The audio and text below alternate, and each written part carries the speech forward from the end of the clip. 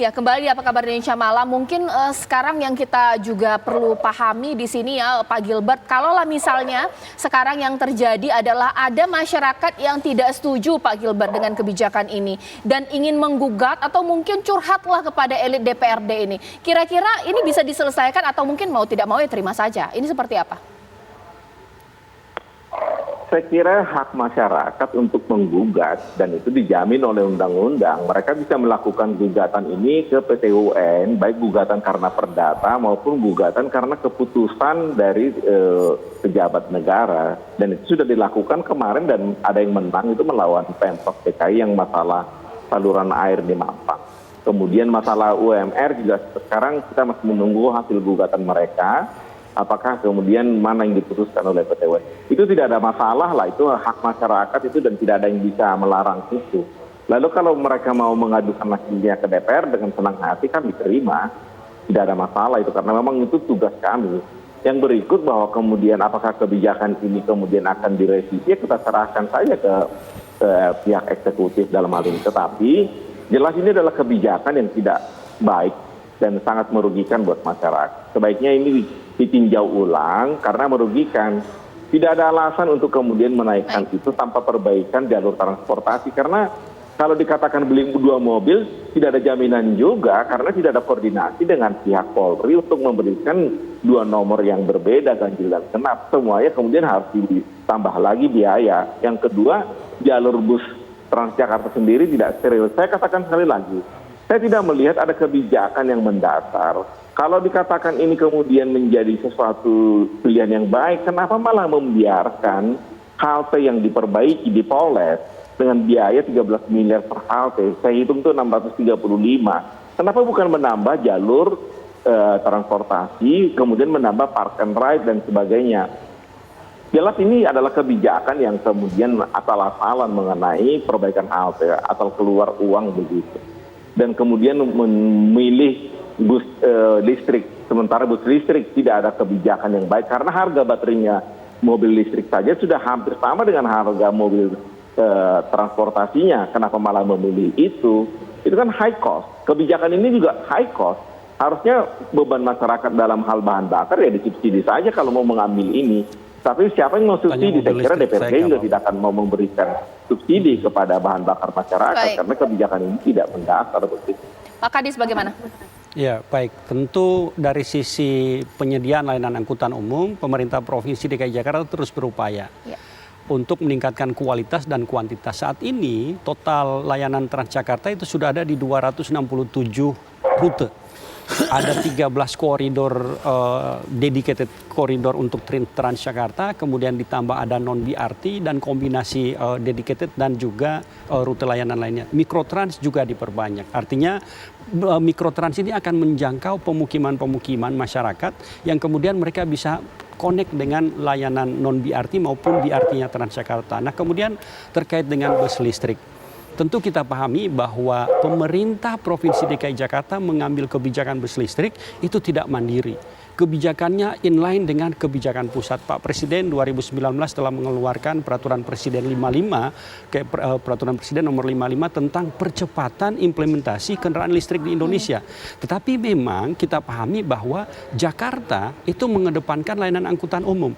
Tidak kepada bagaimana kendaraan pribadi. Kendaraan pribadi sudah diberikan insentif oleh Pak Gubernur melalui pembebasan BBNKB. Itu Rp0 untuk bus listrik, untuk kendaraan listrik, mobil listrik. Kemudian di sisi pemerintah, upaya yang kita lakukan adalah pemerintah memiliki Transjakarta. Tentu mendorong program Pak Presiden, maka Pak Gubernur didahulukan adalah bagaimana kita mengganti bus-bus yang masa pakainya di Transjakarta sudah selesai dengan bus listrik. Dan ini targetnya 2030 seluruh bus di Transjakarta itu targetnya sekitar 10.000 sekian itu akan dioperasionalkan bus listrik.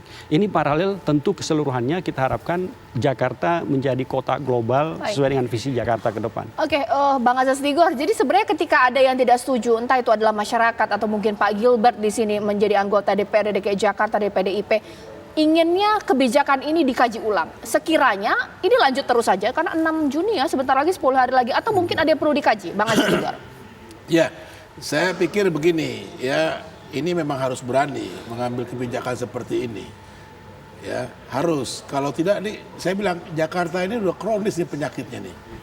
Ibarat manusia, ini kalau enggak nih bisa stroke nih. Macam pembuluh, kan nggak lancar nih perjalanan pembuluh darahnya kan bisa stroke.